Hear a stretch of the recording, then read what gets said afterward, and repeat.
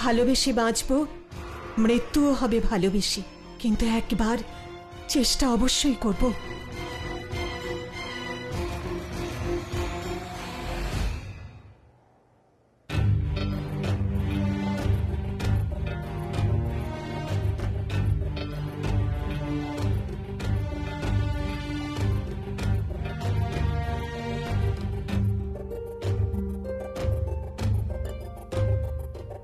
প্রভু, এ কেমন মায়া? তুণ্ড তো রাক্ষস, ও হলো অসুর প্রবৃত্তির, কিন্তু তারিণী সে তো আপনার সেবিকা ছিল। তাহলে ওনার মনে এমন কুবিচার কি করে এলো? হনুমান, ভালোবাসা এমন এক শক্তি যার সাথে কারোর কোনো তর্ক চলে না। কারণ শরীর ও মনে ভালোবাসার রং মিশে যায়, তখন বিবেক আর বুদ্ধি কাজ করে না। তখন উচিত আর অনুচিতের জ্ঞানও থাকে না, আর পাপ ও পুণ্যেরও না।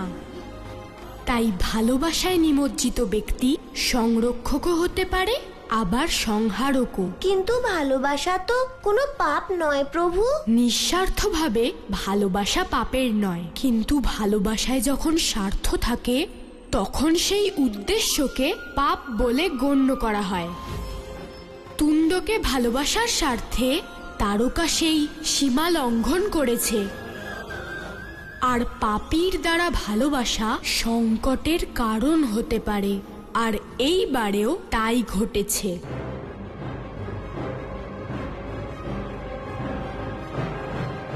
তারিণী, প্রণাম মাতা। প্রভুর শৃঙ্গারের সময় হয়ে গেছে, প্রস্তুতি হয়ে গেছে তো? উনি প্রতীক্ষা করছেন। হ্যাঁ মাতা, আমি এক্ষুনি আসছি।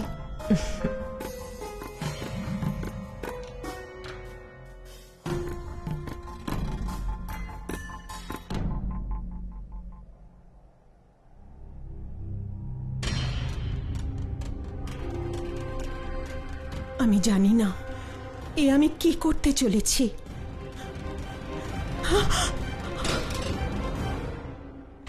হ্যাঁ,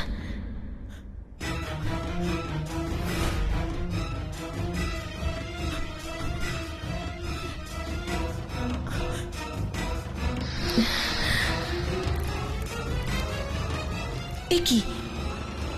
চরণামৃত থেকে অগ্নি নির্গত হচ্ছে কেন?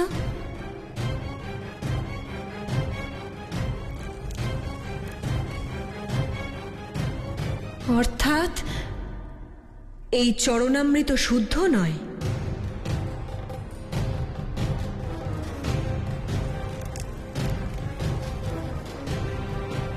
কালকূট বিষ। তারিণী, কি অনর্থ করতে যাচ্ছিলে তুমি?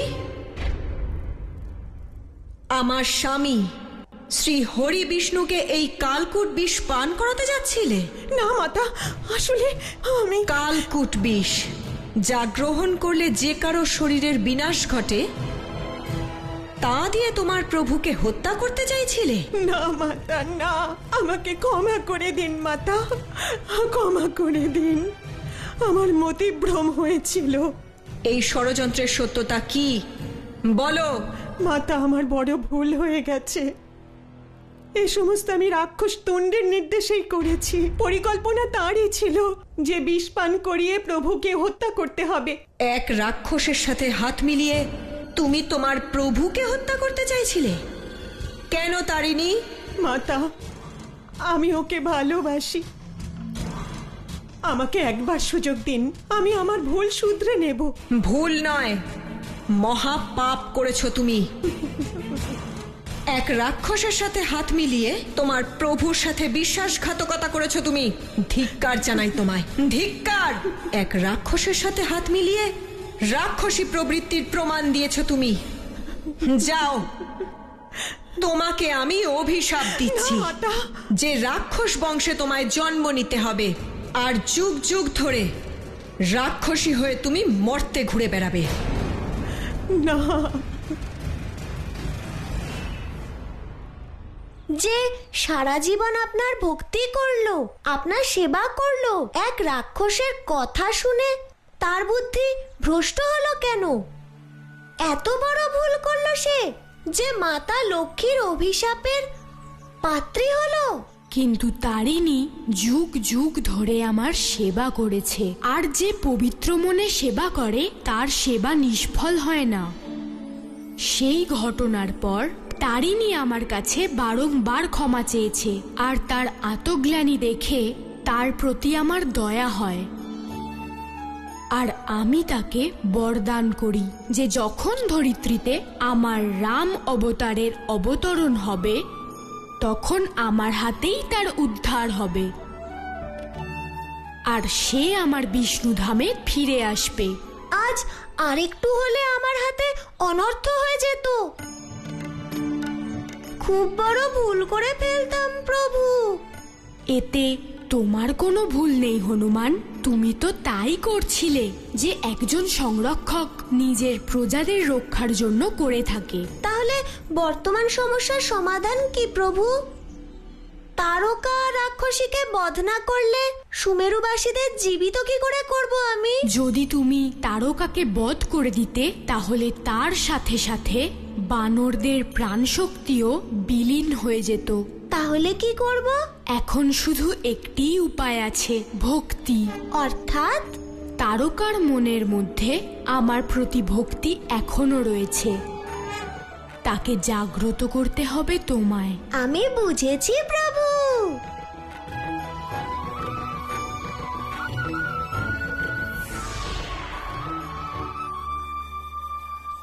এবার প্রভুর ভক্তি দিয়েই হবে সমাধান। জয় শ্রীরাম।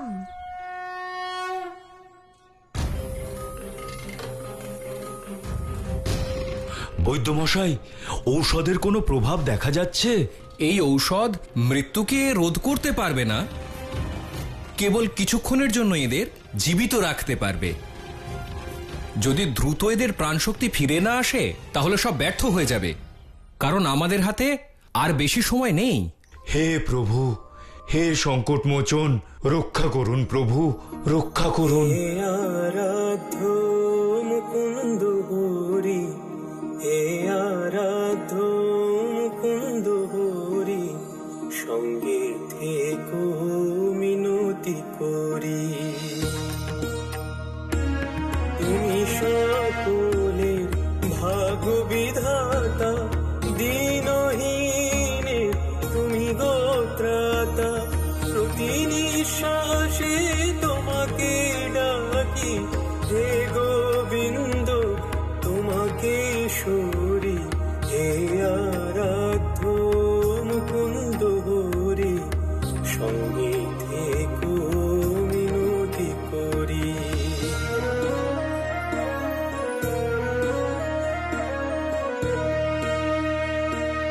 জগত পিতা তুমি নারায়ণ,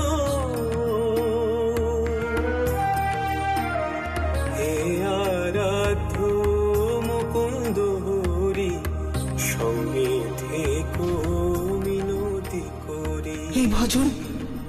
এই ভজনটা আমি করতাম প্রভু সেবা করার সময়। আমি তো বিষ্ণু লোকে ছিলাম, প্রভুর সেবা করছিলাম, কিন্তু এখানে কি করে পৌঁছলাম? আমার মনে পড়েছে আমি বিষ্ণু ভক্ত তারিণী ছিলাম, আর অভিশাপের কারণ এই রাক্ষসের জীবন যাপন করছি এখন। কোথায় কোথায় কোথায় এই ভজনের উৎস? কে ওখানে?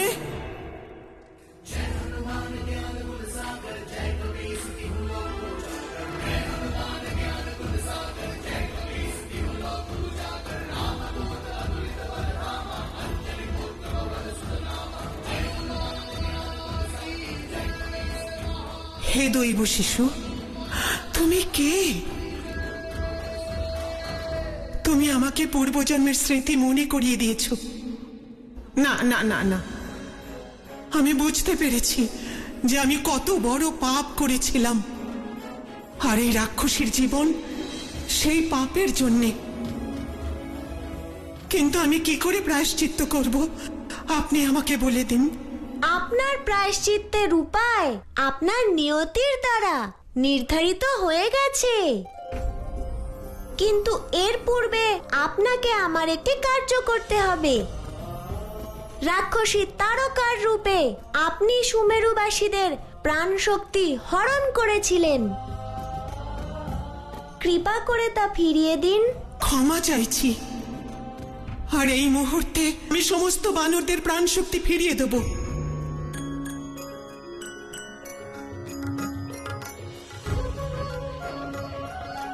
ওম নমো ভগবতে বাসুদেবায় নমঃ।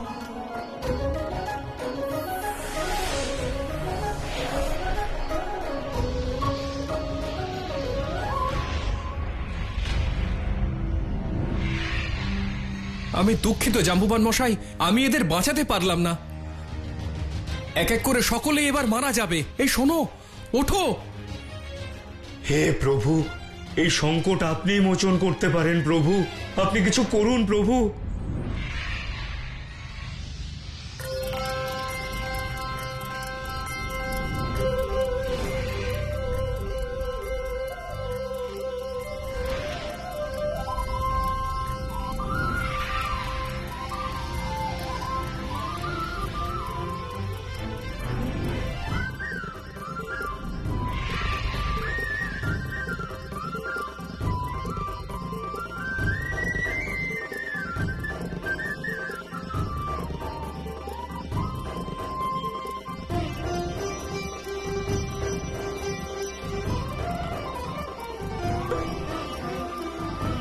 আমরা বেঁচে আছি, দেখো আমরা বেঁচে আছি, আমরা বেঁচে আছি, আমরা বেঁচে আছি, দেখো কিচ্ছু হয়নি।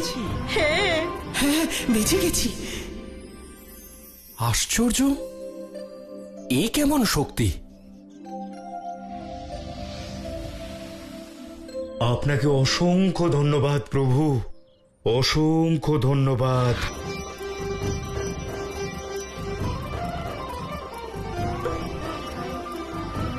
আমরা বেঁচে আছি, দেখো আমরা বেঁচে আছি, আমরা বেঁচে আছি, আমরা বেঁচে আছি, দেখো কিচ্ছু হয়নি। হ্যাঁ হ্যাঁ, বেঁচে গেছি। আশ্চর্য, এ কেমন শক্তি! আপনাকে অসংখ্য ধন্যবাদ প্রভু, অসংখ্য ধন্যবাদ। ভগবতে বাসুদেবায় নমঃ।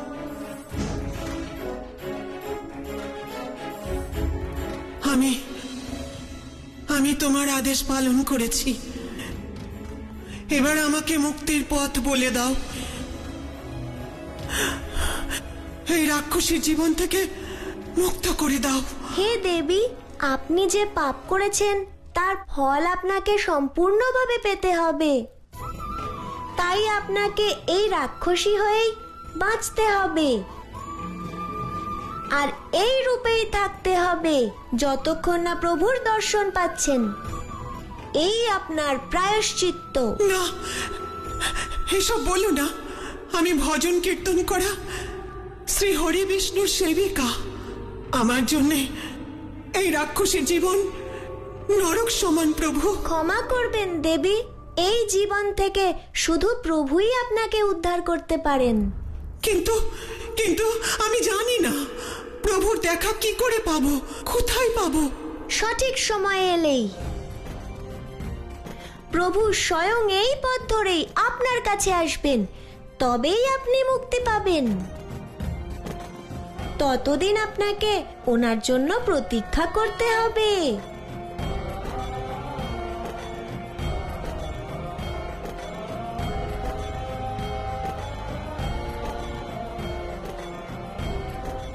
জয় শ্রীরাম।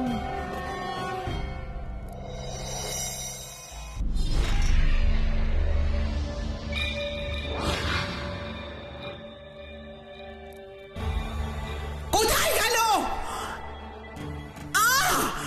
কোথায় কোথায় গেল ওই বানর? ওকে আমি ছাড়বো না, ও আজ আমার হাত থেকে বাঁচবে না।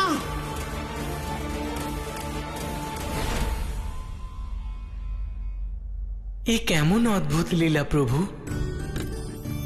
প্রিয় হনুমান তারকা রাক্ষসীকে শুধুমাত্র তার পূর্বজন্মের কথা মনে করায়নি, তার সাথে কার্যও সম্পন্ন করেছে। বাস্তবিকে এই তো ভক্তি নন্দী। যে সত্যিকারের ভক্ত সে কখনো নিজের কর্মের জন্য নিজের ঈশ্বরকে সংশয় ফেলে না, বরং পরিবর্তে নিজের কর্মের দ্বারা তার প্রভুর জন্য অলৌকিক পথ নির্ধারণ করে। ঠিক যেভাবে আমাদের হনুমান প্রভু শ্রী রামের জন্য করছেন। এই বিরোধ কি রোমাঞ্চকর নন্দী। কোন বিরোধ প্রভু? একদিকে রয়েছে হনুমান আর অন্যদিকে রাবণ।